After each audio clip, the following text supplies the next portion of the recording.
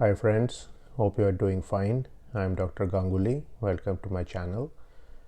So today I'm going to give you some insights into the PhD as far as the relationship between PhD advisor and student is concerned.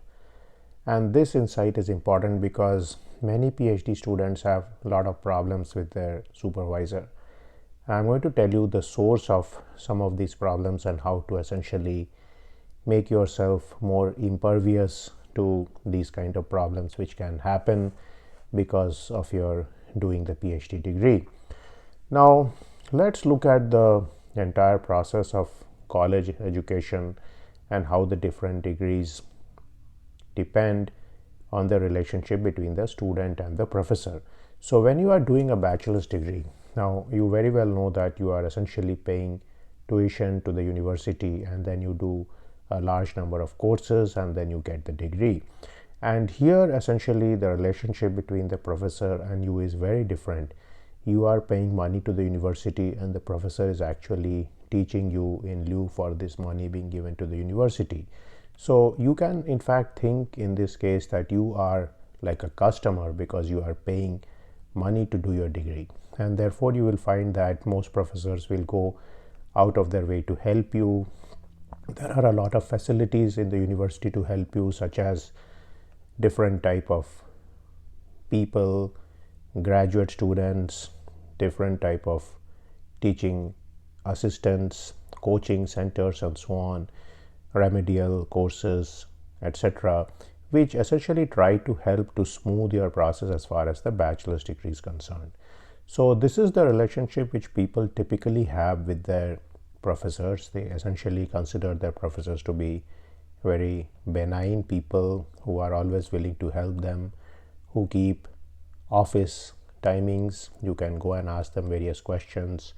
They will try to be very nice and kind to you, and then they will try to help you. And this is all because remember that you or your parents are paying tuition to the university, so essentially it is their job to help you out in terms of learning capability and so on. Now to some extent this relationship continues in the master's degree, and many people actually pay tuition to do their master's degree. So what happens here also is that the relationship is essentially similar to that of a bachelor's student. So what happens is the master's degree student takes a bunch of courses. The professor essentially tries to do a good job in teaching these courses, giving assignments, homeworks, exams and so on. And then sometime there is a research project, but this research project is also more directed toward helping the student gain knowledge rather than in creating too much productive literature or actually doing work for different projects and so on which the professor has obtained, though in some cases you may be doing that. So again here also the relationship is very benign. In most cases the professor will be very nice to you, very kind to you. He or she will try to help you in different things and you will feel very good about it and you will have a positive relationship with your professor.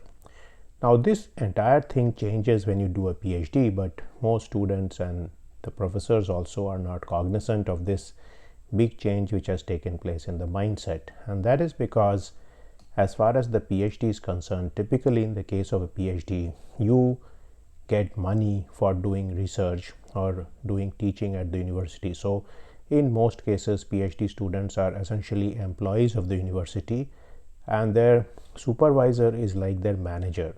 So the relationship here is very similar to the relationship between a manager in a firm or in a company and his or her employees. But what happens is that because the university system is the same, where people are doing bachelor's degrees, they're doing master's degrees, they actually continue to think of the PhD supervisor as a benign and kind professor, which he is no longer at this time. Because what has happened is that the role has changed. Now you are working for the professor to do some research which is often guided by some kind of contract which he has obtained from some funding body. So most of the research which is done in the world today is essentially directed research that is done because of funding which has been obtained from different foundations, national science foundations, departments of science and technology and so on. And The professor, who is the principal investigator, is under a lot of pressure to deliver a good result or a good set of results on any of these projects which he or she has proposed. So what happens is he pressures the student substantially.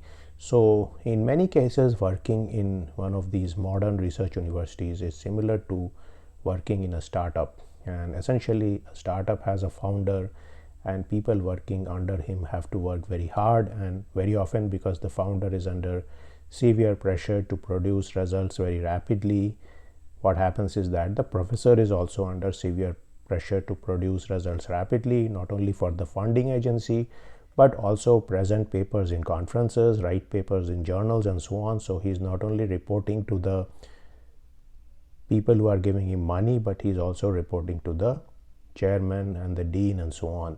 So at this stage, you can think of yourself as an employee in the university system. Essentially, you are a graduate student. You are reporting to your supervisor, who is like your manager. He is reporting to the department chairman.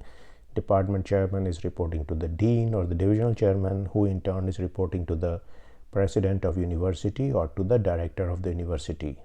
So essentially, now you are part of a corporate structure in the academic system, and therefore what happens in many cases is that the students are not able to make this mental change. If they were to join a job in a company right after their bachelor's or master's degree, they would clearly see a huge change in the mindset of the manager with respect to their former professor. And remember, their former professor in bachelor or master's degree was actually somebody who was getting paid for the work they were doing. So the student was in fact paying them for teaching them and so on, but now they are really working in a company.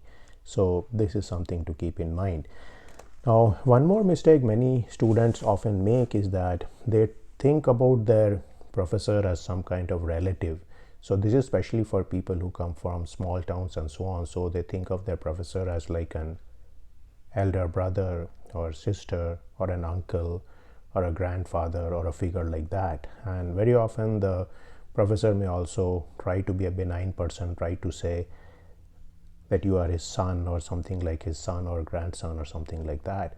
But do keep in mind that this is a professional relationship. This is a modern capitalist relationship. You are essentially exchanging labor in return for money you are getting paid for stipend. So do not let these kind of things mess you up, because what often happens in the case is that some of these mindsets about you being the son or daughter of somebody is coming from a feudal or pre-modern mindset, and this can actually make your psychological process very complex in dealing with your PhD supervisor. So if you think of your PhD supervisor as your manager, as if you are working in a company, it will be much easier for you.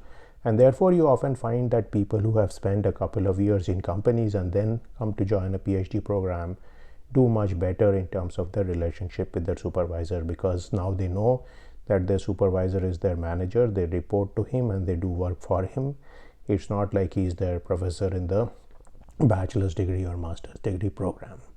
So this was my take on how to look at your PhD supervisor, that the PhD is essentially a job, and you should think of your PhD as a job in a startup or in a small company. So I hope this video benefits you, and I will see you in a video sometime soon. See you then.